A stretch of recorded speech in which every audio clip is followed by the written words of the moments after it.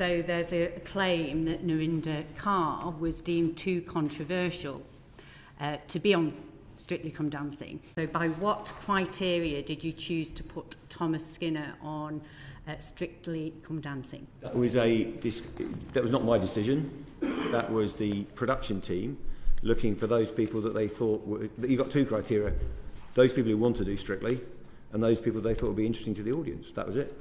Okay, so there's a claim that Narinder Kaur was deemed too controversial to be on Strictly Come Dancing. So how are you evaluating I've never heard that. We don't say that you have to agree or that there'll be people with different views there, but clearly we wouldn't take anyone whose views are, just beyond the pale, or we would see as completely unacceptable or not suitable, racist views, all those things. We wouldn't accept them. But that's not the case here, from what I know.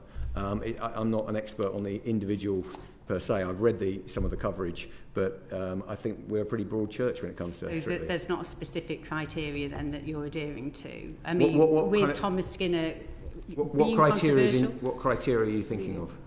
On the basis of who gets onto Strictly Come Dancing. I understand that. What criteria would you... Well, if one is deemed too controversial, what is that? There must be a criteria if somebody is deemed too controversial. But I think it's related to do they have there may be views you don't agree with, but that's not to me a criteria. If we're into a dancing programme here, we won't be talking about current affairs. We'll be looking at how well they dance. I think this is fine to cast an individual as long as they're within boundaries. And look, it's one person within a long lineup of different individuals. Different people have different views on the casting this year, by the way, the other way. So I think it's just the nature of the beast in a social media world that everyone have a bit of a view. I don't think it's right to say, we won't have anyone who's never said anything that you either disagree with is slightly controversial on social media. I don't think that works.